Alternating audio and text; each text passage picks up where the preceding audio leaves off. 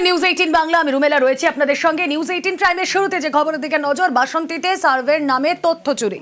সার্ভের নামে বাড়ি বাড়ি গিয়ে তথ্য চুরি। সার্ভে করতে গিয়ে পাকড়াও মহিলা। বেসরকারি সংস্থার হয়ে এই মহিলা সমীক্ষা করছিলেন, এমনটাই অভিযোগ। মহিলাদের থেকে একাধিক তথ্য সংগ্রহের অভিযোগ, সরকারি অনুমতি ছাড়াই। তথ্য সংগ্রহ কিভাবে, কথা বলবো। অনুপ প্রতিনিধি রয়েছেন আমাদের সঙ্গে। অনুপ, এই তরুণী, এই মহিলার কি পরিচয়, কোন বেসরকারি সংস্থায় কর্মরত ছিলেন এবং কেনই বা এই তথ্য সংগ্রহ তিনি করছেন? দেখো, যেটা আমরা সূত্র মারফত জানতে পারছি যে কেন্দ্রীয় একটি সংস্থা, বেসরকারি সংস্থার মাধ্যমে কিন্তু তারা এই ডেটাগুলো কালেক্ট করছে। গতকালকে কিন্তু বাসন্তীর কাঁঠালবেড়িয়া গ্রাম পঞ্চায়েতের বিভিন্ন এলাকায় কিন্তু সুজাতা সানা বলে এক মহিলা, তিনি কিন্তু বিভিন্ন বাড়িতে যান। সেখানে গিয়ে তাদের কিন্তু সচিত্র পরিচয়পত্র থেকে শুরু করে বিভিন্ন গোপন তথ্য কিন্তু নিতে শুরু করে। এরপরে তো যে ট্যাব, সেই ট্যাবে করে কিন্তু সেই তথ্যগুলো কিন্তু আদান প্রদান করেছে বলে এমনই কিন্তু জানা যাচ্ছে। এরপরে কিন্তু তারা কিন্তু যখন এই মহিলাকে জিজ্ঞাসাবাদ করে যে এই তথ্য কী জন্য নেওয়া হচ্ছে এবং কোথা থেকে এসছেন, তার কিন্তু সদুত্তর দিতে না পারায় কিন্তু তারপরে কিন্তু স্থানীয় জনপ্রতিনিধির কাছে নিয়ে যায়। সেখানে কিন্তু সেই মহিলাকে কিন্তু প্রথমে জিজ্ঞাসাবাদ করা হয়, কোথা থেকে আসছে, কিভাবে, কারাই এই বছর পারমিশন দিল, কেন এই তথ্যগুলো নেওয়া হচ্ছে, বিশেষ করে এই যে বাড়িতে বাড়িতে গিয়ে যে তথ্যগুলো নেওয়া হচ্ছে আদৌ সেই তথ্যগুলো কারা পারমিশন দিয়েছে। রাজ্য তো পারমিশন দেয়নি, তাহলে কোথা থেকে সে পারমিশন পেলো। এই ঘটনায় কিন্তু খবর পায় বাসন্তী থানার পুলিশ। বাসন্তী থানার পুলিশ কিন্তু অবশেষে সেই মহিলাকে আটক করেছে। তবে বাসন্তীর বিধায়ক তিনি জানিয়েছেন, এই যে তথ্য আদান প্রদান করছে বা এই যে তথ্যগুলোকে একদিকে যেমন রাজ্য সরকার তার পারমিশন দেননি, অন্যদিকে কেন্দ্রীয় সরকারও কোনো পারমিশন তিনি দেখাতে পারেনি। তবে এই ঘটনায় কিন্তু যথেষ্ট উদ্বেগে রয়েছে সেই সব মানুষজন এবং এলাকায় এই ঘটনায় যথেষ্ট উত্তেজনা ছড়িয়ে পড়েছে। বেশ প্রতারকভাবে এসে আমাদের গোপন তথ্য, মুসলমানকে হিন্দু এরকম একটা জাতপাতের বিচার করে একটা বিভাজন তৈরি করতে চাচ্ছে। আমরা পাকিস্তান থেকে এসেছি, বাংলাদেশ থেকে এসেছি, আমাদের ভোটার কার্ড দেখি, আইডেন্টি কার্ড দেখি, আরও অনেক কিছু তথ্য চাচ্ছে। গোপনে তোমাদের এই দেবো, ওই দেবো, দিদিমণি পাইটেছে, নানান রকম মিথ্যে প্রতারকভাবে আমার গোপন তথ্য পাচার করার জন্য বিজেপি সরকার আমাদের ভোটার লিস্টিতে নাম কেটে দেয়, আমাদের এনআরআইসিতে ফেলে দেয়, একটা সমস্যা তৈরি করে দেয়, আমাদের এখান থেকে বিতাড়িত করার জন্য গোপন তথ্য পাচার করার চক্রান্তে এসছে। ইম্পেটাস রিসার্চ একটা বেসরকারি কোম্পানি, তার তরফ থেকে সুজাতা সানা বলে একটি মেয়ে, সে এসে এখানে আমাদের কাঁঠালবেড়িয়া অঞ্চলের বিভিন্ন বাড়িতে বাড়িতে গিয়ে মেয়েদেরকে বিভিন্নভাবে বিভ্রান্ত করছে। এই সমস্ত ডেটাবেস নিয়ে কেন্দ্রীয় সরকারের প্রধানমন্ত্রী, আমাদের রাজ্য সরকারের মুখ্যমন্ত্রী নাম করে তারা এই সংস্থা ইম্পেটাস রিসার্চ সেই সমস্ত বাড়ির মেয়েদের কাছ থেকে বিভিন্ন ডেটাবেস তৈরি করছে, নিয়ে রাজ্য সরকারের কোনো অনুমতি নেই এবং জেলা শাসকদের কোনো অনুমতি নেই। সেইটা অত্যন্ত আমরা মনে করছি উদ্বেগজনক, সন্দেহজনক বলে মনে করছি। ভোট চুরির অভিযোগে ফের বিস্ফোরক রাহুল গান্ধী। তার দাবি, হাজার হাজার ভোটারের নাম বাতিল করা হয়েছে। টার্গেট করা হচ্ছে সংখ্যালঘু এবং দলিতদের, যারা এভাবে গণতন্ত্রের হত্যা করছে। তাদের বাঁচাচ্ছেন মুখ্য নির্বাচন কমিশনার। কমিশন অবশ্যই এই অভিযোগ উড়িয়ে দিয়েছে। 7ই আগস্ট রিগিং এর বিস্ফোরক অভিযোগ। কংগ্রেস নেতা রাহুল গান্ধী দাবি করেছিলেন, গত লোকসভা ভোটে কর্ণাটকের বেঙ্গালুরু সেন্ট্রাল আসনের অন্তর্গত মহাদেবপুরা বিধানসভা কেন্দ্রের ভোটার তালিকায় বেআইনিভাবে নাম ঢোকানো হয়েছে। 40 দিন পরে ফের বিস্ফোরক রাহুল। এবার তার দাবি, 2023-এ কর্ণাটকের আলান্দ বিধানসভা কেন্দ্রে হাজার হাজার ভোটারের নাম বাদ দেওয়া হয়েছে। এর জন্য মুখ্য নির্বাচন কমিশনারের দিকে আঙুল তুলেছেন রাহুল। রাহুল গান্ধীর দাবি, তালিকা থেকে কয়েক লক্ষ ভোটারের নাম বাদ দিতে চান কিছু লোক। তারা ছক কষে দলিত সংখ্যালঘুদের টার্গেট করছেন। গণতন্ত্রের এইসব হত্যাকারীদের বাঁচাচ্ছেন মুখ্য নির্বাচন কমিশনার জ্ঞানেশ কুমার। ये जो डिलीशंस हुए हैं, ये सेंट्रलाइज तरीके से कॉल सेंटर के प्रयोग करके, सॉफ्टवेयर के प्रयोग करके किए गए। हमारे पास 100% सबूत है, प्रूफ है कि ज्ञानेश कुमार जी हिंदुस्तान के चीफ इलेक्शन कमिश्नर वोट चोरों की रक्षा करते हैं। कांग्रेस वोटर्स डिलीट हो रहे हैं, ऑपोजिशन के वोटर्स डिलीट हो रहे हैं। রাহুলের দাবি, 2023 সালের ভোটে কর্ণাটকের আলান্দ বিধানসভা কেন্দ্রে 6018 জনের নাম তালিকা থেকে বাদ দেওয়ার চেষ্টা করা হয়েছিল, কিন্তু সেটা ধরা পড়ে যায়। এ নিয়ে তদন্ত শুরু করে কর্ণাটকের সিআইডি।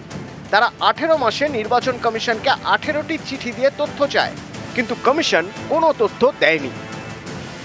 कर्नाटक में आलंद कंस्टिट्यूएंसी है, यहाँ पे चोरी पकड़ ली। आलंद में 6018 वोटर्स डिलीट हुए, सिस्टमैटिकली ऑर्गेनाइज तरीके से, सेंट्रलाइज तरीके से। मोबाइल नंबर्स कर्नाटक के नहीं यूज हो रहे, मोबाइल नंबर्स दूसरी स्टेट के यूज हो रहे हैं और टारगेट करके कांग्रेस वोटर्स को डिलीट किया। चीफ इलेक्शन कमीशन वोट चोरों की रक्षा करता है। कर्नाटका सीआईडी ने केस चालू किया। कर्नाटक सीआईडी ने हिंदुस्तान के इलेक्शन कमीशन को 18 चिट्ठियां लिखी। No answer from chief election commission.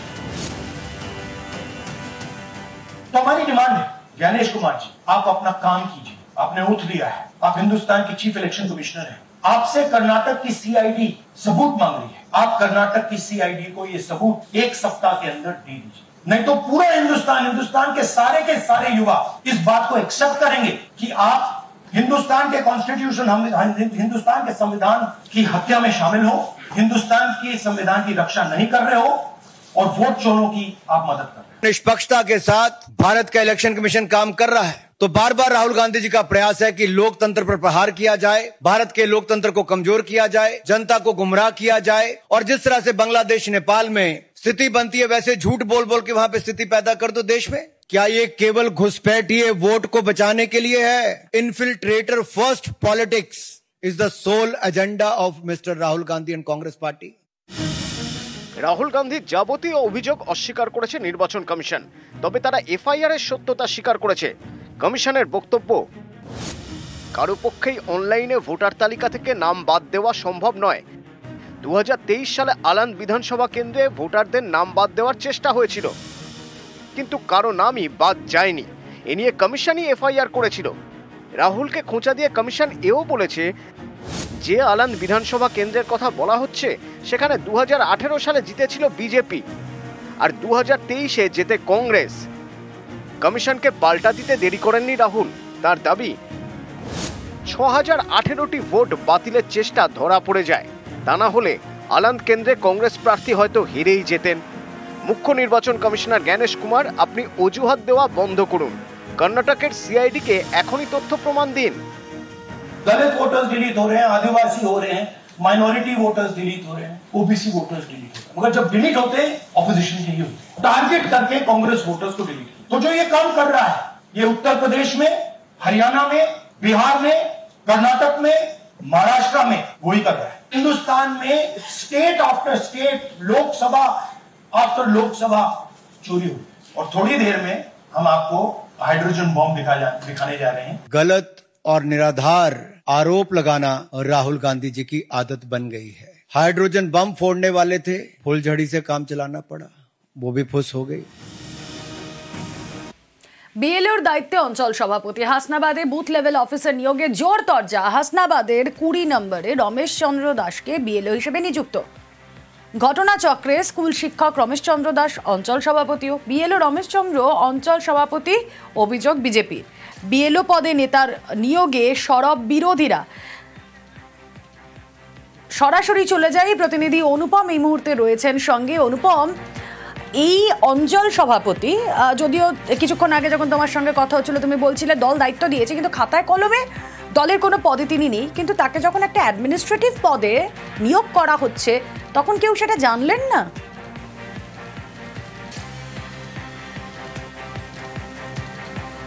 দেখো রুমেলা, এখানে সব থেকে বড় প্রশ্ন, এই যে রমেশ চন্দ্র দাস তিনি কিন্তু অস্বীকার করেছে যে তাকে খাতায় কলমে কোনো রকম পদ তাকে দেওয়া হয়নি, কিন্তু বিধায়ক কিন্তু এই কথাটা কিন্তু বলেননি। আমরা যখন বিধায়ককে প্রশ্ন করেছিলাম যে রমেশ চন্দ্র দাস আপনাদের অঞ্চল সভাপতি, তিনি কি করে বিএলওর দায়িত্ব পেল, তখন কিন্তু বিধায়ক তিনি কিন্তু একবারও বলেননি যে না, রমেশ চন্দ্র দাস তিনি কিন্তু অঞ্চল সভাপতি না, এ কথাটা কিন্তু তিনি একবারও বলেননি।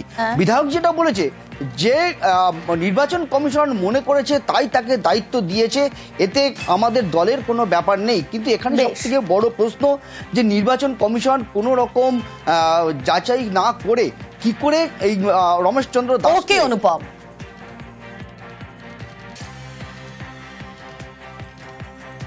রমেশ চন্দ্র দাস হাসনাবাদ পঞ্চায়েতের অঞ্চল সভাপতি তৃণমূলের, তাকে নিয়োগ করা হয়েছে বিএলও হিসাবে।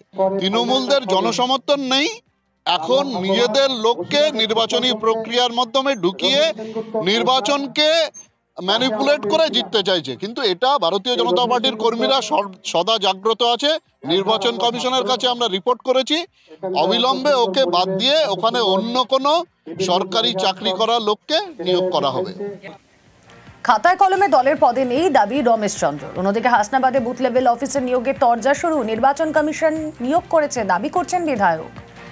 এসআইআর কে কেন্দ্র করে প্রত্যেকটা বুথের জন্য নতুন করে বিএলও কে অ্যাপয়েন্টমেন্ট দিয়েছে। মূলত আমার দেখা যারা ট্রেনিং গিয়ে দেখা সমস্ত স্কুল টিচারদেরকে এই অ্যাপয়েন্টমেন্ট দেওয়া হয়েছে। আমি একজন স্কুল শিক্ষক, সেই হিসেবে আমাকেও অ্যাপয়েন্টমেন্ট দিয়েছে। সেই অ্যাপয়েন্টমেন্ট সরকারি নির্বাচন কমিশনের নির্দেশ মোতাবেক আমি সেই অ্যাপয়েন্টমেন্ট পাওয়ার পরে আমি কাজ করছি।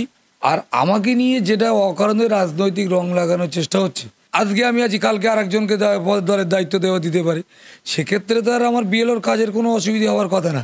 আর আমি যখন এই কাজটা করার জন্য শপথ নিয়েছি, এখানে দলমত নির্বিশেষে সরকারি গাইডলাইন অনুযায়ী আমি কাজ করব। বিএলও তো নির্বাচন তো পরবর্তীতে নির্বাচন কমিশনের ইনস্ট্রাকশনে হয়েছে, কারণ আগে তো বিএলও সবকে স্টপ করে দিয়েছিল, আগে তো আইসিডিএস কর্মীরা ছিল। হ্যাঁ, এখন এটা তো করেছেন নির্বাচন কমিশনার, সেটা তো এর ব্যাপারে তো আমাদের কোনো হাত নেই। এটা নির্বাচন কমিশনার বা যারা নির্বাচন বিধি প্রণয়ন করে যারা এটাকে কার্যকারী করছে অফিসিয়াল দিক, তারাই ভালো বলতে পারবে। আর এদিকে দেখুন, বিএলও আবদারে বিরক্ত বিচারপতি। ব্রিজ কোর্স করতে বিএলওর কাজে ছাড়ের আর্জি।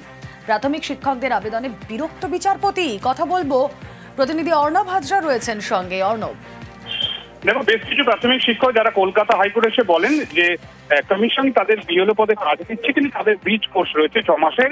এই ব্রিজ কোর্স করতে গেলে তাদের শিক্ষকতার সঙ্গে তাদের বিএলও কাজ করা অসুবিধার কাজে এই কাজ থেকে তাদের অব্যাহতি দেওয়া হোক। এরপরে বিচারপতি অমৃতা সিনহা এই ধরনের আবদার শুনে তিনি বিরক্তি প্রকাশ করেন। তিনি বলেন, কার্যত বাড়িতে বসে বসে এই সমস্ত মামলাকারী প্রাথমিক শিক্ষকরা বিভিন্ন অজুহাতে তারা শুধু বেতন উপার্জন করবে বসে বসে। তারা না বিএলও কাজ করতে চায়, না তারা ট্রেনিং করতে চায়, না তারা শিক্ষকতা ঠিকঠাক করতে চায়। কাজেই তাদের যে ডিউটি রোস্টার, সেই রোস্টারের মধ্যেই তাদের শিডিউলকে ক্ষতি না করি তাদের বিএলও কাজ করতে হবে। এবং তারপরে তিনি নির্দেশও জারি করে দেন এবং শুধু কমিশনকে বলেন যে এক্ষেত্রে ব্রিজ কোর্স করার জন্য তাদের যে শিডিউল আছে সেই শিডিউলের মধ্যে যাতে কোনো রকম সমস্যা নেই এই বিষয়টি কনসিডার করবে এবং পড়ুয়াদের যাতে কোনো ক্ষতি না হয়, প্রাথমিক শিক্ষক হিসেবে যে কাজ করছে সেই বিষয়টা। নিউজ